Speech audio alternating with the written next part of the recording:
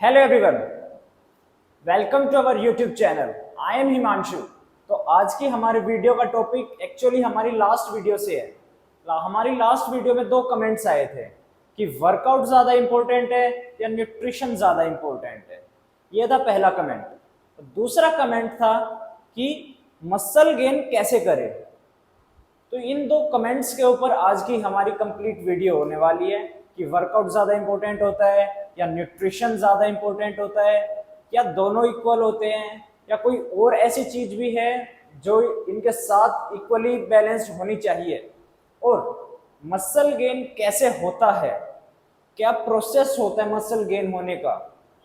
तो सबसे पहले हम देखेंगे वर्कआउट, उसके बाद न्यूट्रिशन, उसके बाद जो हर कोई छोड़ देता है, कोई उस पर प्रॉपर फोकस नहीं करता और जो कि बोला जाता है कि आराम हराम है, बट नहीं, आराम करना जरूरी है, रेस्ट इंपॉर्टेंट है। क्यों? हमारे मसल को रिकवर होने के लिए। तो एक डायग्राम देखते हैं।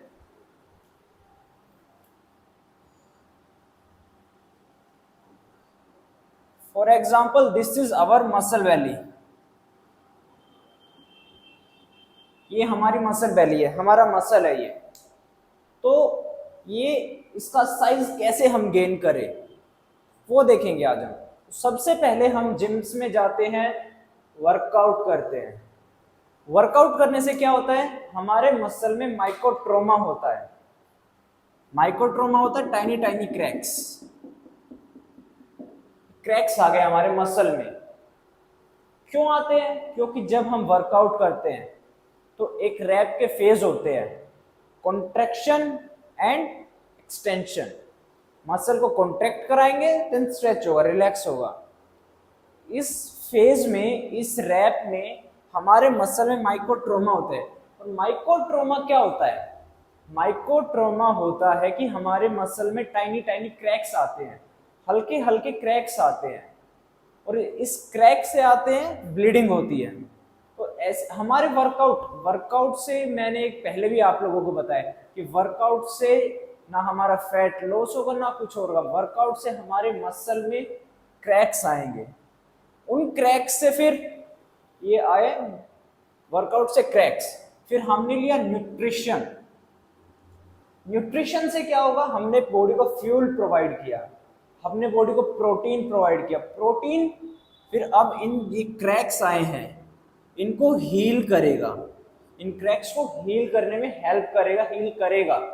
उसके बाद हम रेस्ट करेंगे। ऐसा नहीं होता है कि हमने आज वर्कआउट अभी किया, तुरंत हमने प्रोटीन ले लिया, एग्स खाए, चिकन खाया, पनीर खाया, कोई सप्लीमेंट लिया, जैसे ही हमारी बॉडी में और मसल रिकवर हो गया। ऐसा नहीं होता है। मसल रिकवरी के भी प्रोसेस होता है। एग्जाम्पल, 1 2 3 4 5 6 7 8, ये हमारे डेज है, ये हमारे दिन है। तो स्टार्टिंग में 1 से 3 दिन, 72 घंटे, 72 आवर्स, 72 आवर्स लगते हैं हमारे मसल को रिकवर होने में। जो ये माइक्रोट्रोमा आया है, इसको हमारी बॉडी 72 आवर्स में रिकवर करेगी। उसके बाद 5 4 5 6, इन 3 दिन में सुपर कंपनसेट, मतलब जो ये मसल बेली इतना बना है उसको और ज्यादा स्ट्रॉन्ग बनाएगी हमारी बॉडी। क्यों? क्योंकि इन फ्यूचर अगर दोबारा से उतनी ही टेंशन हमारी मसल पे आती है, उतना लोड हमारे मसल के ऊपर आता है, तो वो हमारा मसल उस लोड को बियर कर सके, हैंडल कर सके, दोबारा से ये माइक्रोट्रोमा ना हो, दोबारा से मसल टियर ना हो।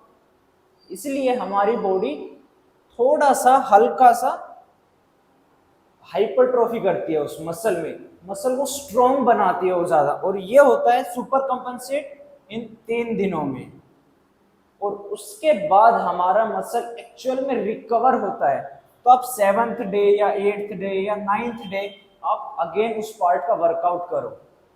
अगर आप आज आपने चेस्ट वर्कआउट किया या बाइसेप, लेग्स, कुछ भी किया है, और अगले ही दिन, चौथे दिन या तीसरे दिन दोबारा से उसी मसल को ट्रेन करते हो, तो वो पहले से तो रिकवर हुआ नहीं है। जो पहले का माइक्रोट्रोमा उस मसल को मिला है, जो क्रैक्स उस मसल में आए, वो रिकवर नहीं हुए हैं। और आप दोबारा से उसको ट्रेन करते हो, तो इससे क्या होगा? इससे ये होगा कि जो हमारा मसल वैली है, ये हमारा मसल वैली, इसमें क्रैक्स है, तो आपने दोबारा से इसको और ट्रेन कर दिया तो और ज्यादा क्रैक्स होंगे। फिर उसके थोड़े दिन बाद फिर से उसको ट्रेन किया, और ज्यादा क्रैक्स होंगे। फिर ट्रेन किया और क्रैक्स आएंगे उसमें। पर ऐसे करते करते करते करते मसल टीयर हो जाएगा। तो इसीलिए रेस्ट भी इंपॉर्टेंट है, रेस्ट देना बहुत जरूरी है। हमारी हर एक मसल रेस्ट मिलना बहुत जरूरी है।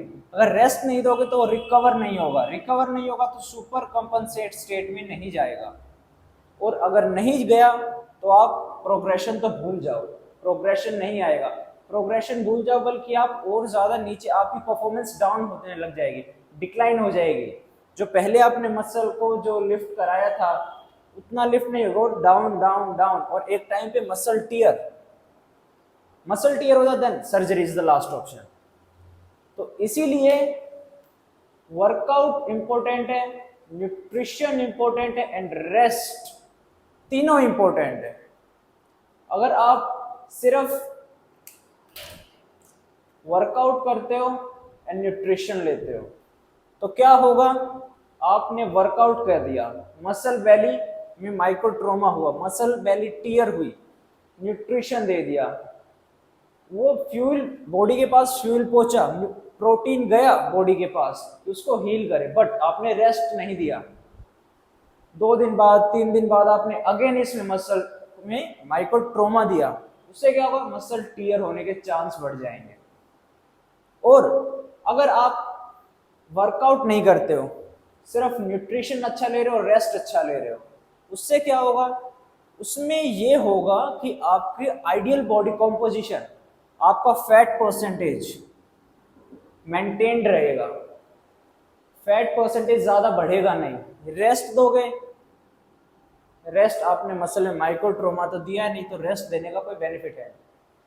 बस अगर आप न्यूट्रिशन और रेस्ट लोगे तो आप आइडियल बॉडी कॉम्पोजिशन रहेगा, आपका मसल स्ट्रॉन्ग नहीं बनेगा, ना ही आपका मसल हाइपरट्रॉफी होगा, ना आपकी बोन मिनरल डेंसिटी बढ़ेगी।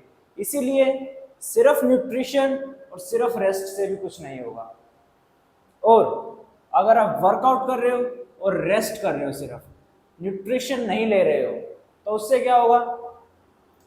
फॉर एग्जाम्पल, आज आपने लेग्स डे किया, लेग किया, थाई किया आज आपने, मसल में माइक्रोट्रोमा तो होगा, बट आप न्यूट्रिशन नहीं दे रहे हो, बॉडी को फ्यूल प्रोवाइड नहीं कर रहे हो, प्रोटीन नहीं दे रहे हो, तो क्या बॉडी को तो वो रिकवर करना ही करना है, क्योंकि मसल में क्रैक्स आए हैं, बॉडी को ये पता है कि उसकी रिकवरी करनी है, चाहे कैसे भी करो। आपने बॉडी को प्रोटीन नहीं दिया है तो बॉडी ये करेगी आपकी अपर बॉडी से, हो सकता है आपके बाइसेप्स से या चेस्ट से, जहां से भी आपकी बॉडी, वहां से muscle protein breakdown, MPB, muscle protein breakdown करेगी, वहां से अमीनो एसिड्स निकालेगी, प्रोटीन निकालेगी और आपके लेग्स में भेज देगी।